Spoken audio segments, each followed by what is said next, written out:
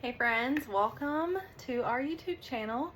I've already tried to film this once and got through the whole entire thing and the sound was messed up. So, take two is spring.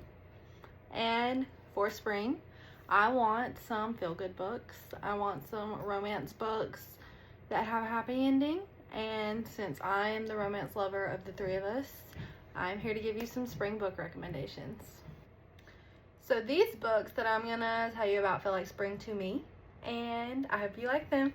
The first one is my all-time favorite romance book ever. I've read it like 6 or 7 times. It's Practice Makes Perfect by Sarah Adams. I do not have it with me because I'm letting my friend borrow it, but I try to get as many people as I can to read Sarah Adams. I absolutely love her. She writes mostly like fluffy, hallmarky feel books, and most of them have no spice. The ones she's writing recently have a little bit of spice, but if you don't want to read spice, then she tells you in the beginning of the book which chapters have spice, so you can avoid those chapters, which I really like. I have no issue with spice, but I know some people would rather not read it, so that's nice that that's in her books. Practice Makes Perfect is a really cute like rom-com where it's Annie and Will, and it's part of an interconnected standalone series. And so Will is Amelia from the first book's bodyguard, and he's like the tattooed bad boy. Annie is the goody two-shoes that owns a flower shop, and they meet and practice date, which is also one of my favorite tropes. So it's kind of like all of my favorite tropes into one, and it's perfect. That's why it's my favorite book. Another one of my favorites is Ready or Not by Cara Bastone. This cover right here is just screaming spring to me. I love this book. I got it last year in Book of the Month, and I'd never heard of Cara Bastone before, but I love her now. This is an accidental pregnancy trope done right, and it's brother's best friend, but he is not the baby's daddy. So it's really good. You should read it. And then another one of hers that just came out is Promise Me Sunshine. I have not gotten to this one yet, but from what I've seen, it's really good. And it also just has like the most beautiful cover. I love her covers. They're my favorite. Okay, now this is like one of my new favorite authors. I recently read the Chestnut Spring series, and then I binged every other one of her books.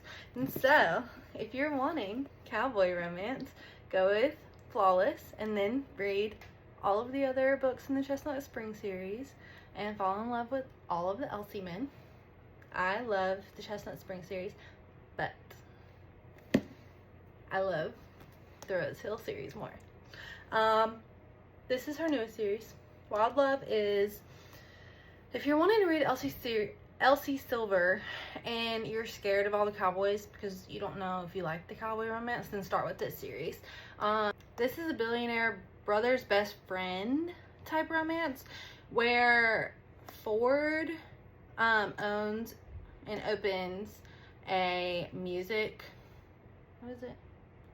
a recording studio, and he is a billionaire, obviously, and Rosie needs a job, so he hires her because it's his best friend's little sister, but he's had a thing for her and she's had a thing for him since they were kids, and it's great. I love it. So it kind of like introduces you a little bit to the next one, which is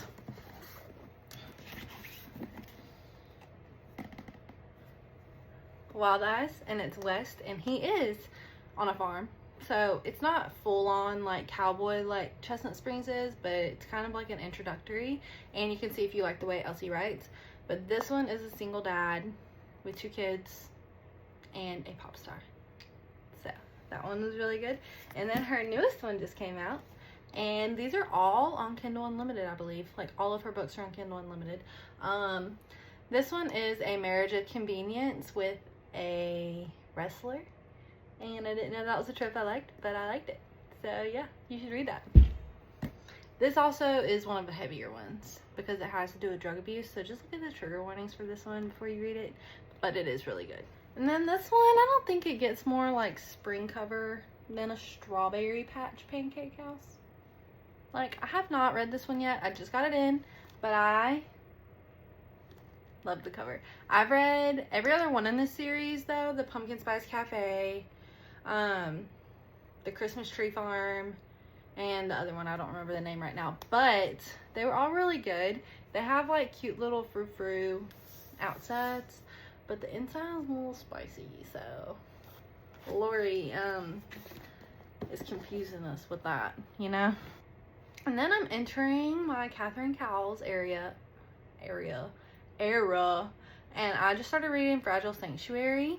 I literally just started it, so it's giving happy romancy vibes. I could be wrong, but you should check Catherine Cowles out.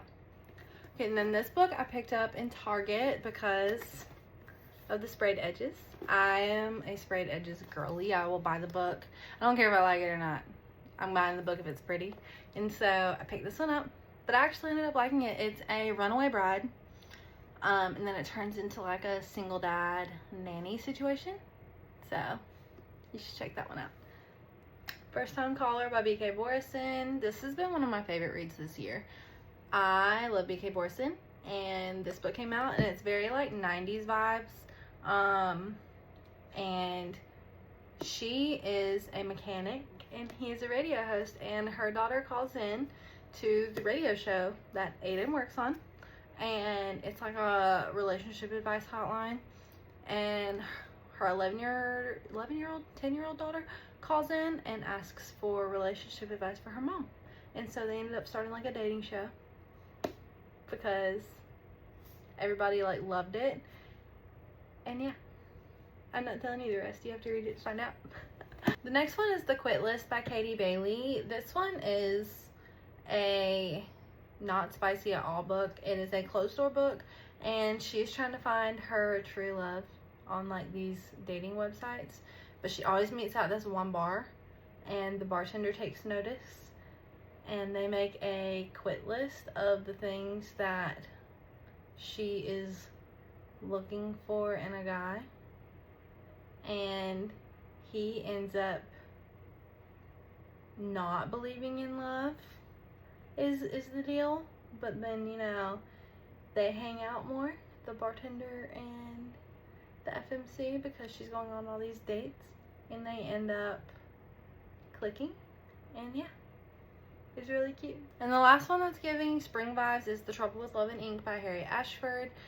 She is an indie author, but I don't think she deserves to be an indie author. This is her debut book, and it is so good.